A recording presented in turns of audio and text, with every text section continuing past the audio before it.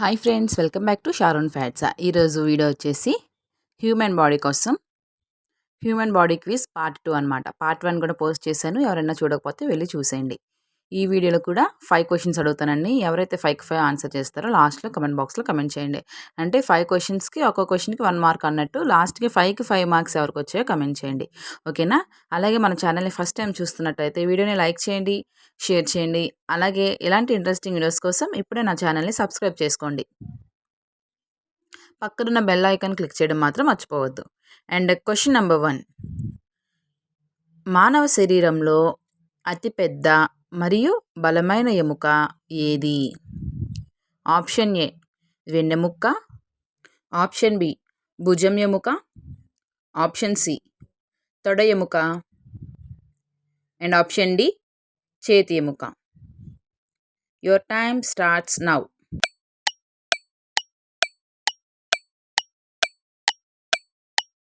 And answer వచ్చేసి option C తొడ ఎముక అనమాట.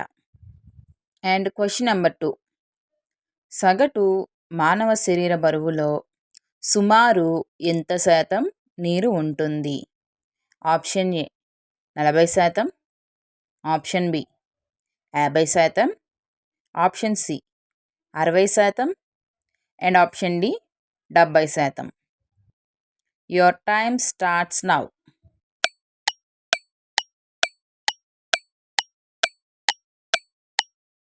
అండ్ ఆన్సర్ వచ్చేసి ఆప్షన్ సి 60%.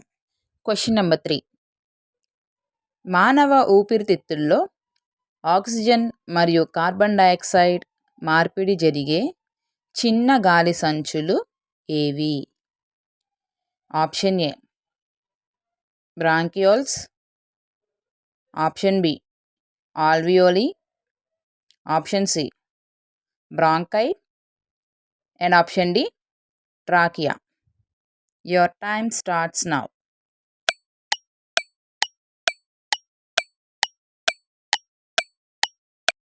అండ్ ఆన్సర్ వచ్చేసి option B alveoli. Question number 4, రక్తానికి ఎరుపు రంగుని ఇచ్చే ప్రోటీన్ ఏది?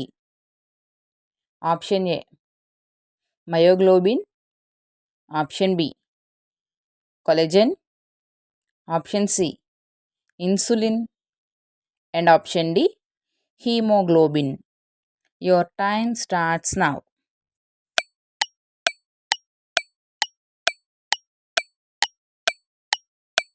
అండ్ ఆన్సర్ వచ్చేసి option D haemoglobin.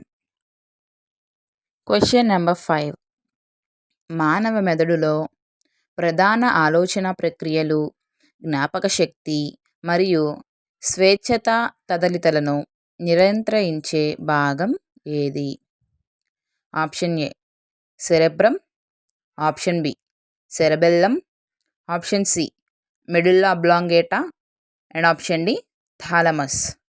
Your time starts now.